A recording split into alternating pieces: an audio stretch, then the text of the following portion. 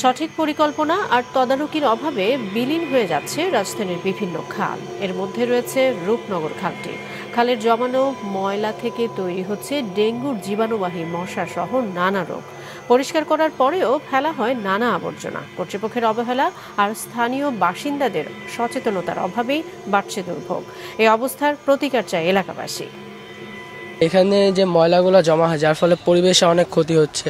প্রতিদিন সন্ধ্যার পরে এখান থেকে চলাচল করাটা গন্ধ, তারপর বিভিন্ন সমস্যা হয়। আমরা খেলে এসে এইখান থেকে পরিবেশটা হাঁটা চলা করতে অসুবিধা হয়। এখান থেকে প্রচুর এডিস মশাও জন্ম নেয়। আমি গত কয়েকদিন আগেও আমার ডেঙ্গু ছিল, হসপিটালে ভর্তি ছিলাম।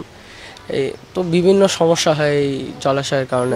প্রতিনিয়ত পরিষ্কার করা হচ্ছে, তারপরেও আমাদের নিজেদের কিছু অসচেতনতা তো আছেই, যেটা আমরাই এই ময়লাগুলো আমরাই ফেলি, কোনো না কোনোভাবে প্রত্যক্ষ পরোক্ষভাবে আমরাই ফেলি।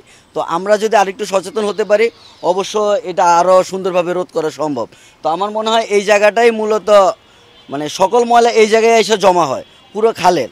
এছাড়া কিন্তু ওই জায়গাটা ক্লিন, কিন্তু ওই জায়গায় যে ময়লা জমা মানুষ ফালায় না তা না, ওই ময়লাটা ওইখানে যারা ফালায় সেটাও এখানে আসে। 1 নম্বর মিরপুর 1 নম্বর থেকে যে ময়লাটা ফালা সেটাও এখানে আসে। যদি এটা আরও যে বান টান দিয়ে জালি টালি দিয়ে রাখে, তাহলে এটা আমাকে রূপনগরের ময়লাটা এইদিকে হালাইলেও আমরা কইতে পারলাম যে আমাকে রূপনগরবাসী হালাইছে। আর যদি ওই সাইডের ময়লা বাঁচতে বাঁচতে এইদিকে আসে, এই জন্য এইদিকে দেখতে খারাপ দেখা যায়। এর ভিতরে মনে হয় ডেঙ্গুর প্রকোপটা অনেক বেশি। এখান থেকে মশা জন্ম নিয়ে মনে করেন যে বিভিন্নভাবে ছড়ায় যায়, ঠিক আছে, মানুষকে ক্ষতিগ্রস্ত করে। সিটি কর্পোরেশন, হ্যাঁ, ওনারা যদি এটাকে একটু পরিষ্কার করার ব্যবস্থা করে, অনেক সময় পরিষ্কার করে, যদি আরেকটু গণহারে একটু বেশি পরিষ্কার করে তাহলে মনে হয় ভালো হয়। তো এইভাবে যতটুকু পর্যন্ত গেছে খালটা, ততটুকু পর্যন্ত মানুষ এইভাবে ক্ষতিগ্রস্ত হচ্ছে।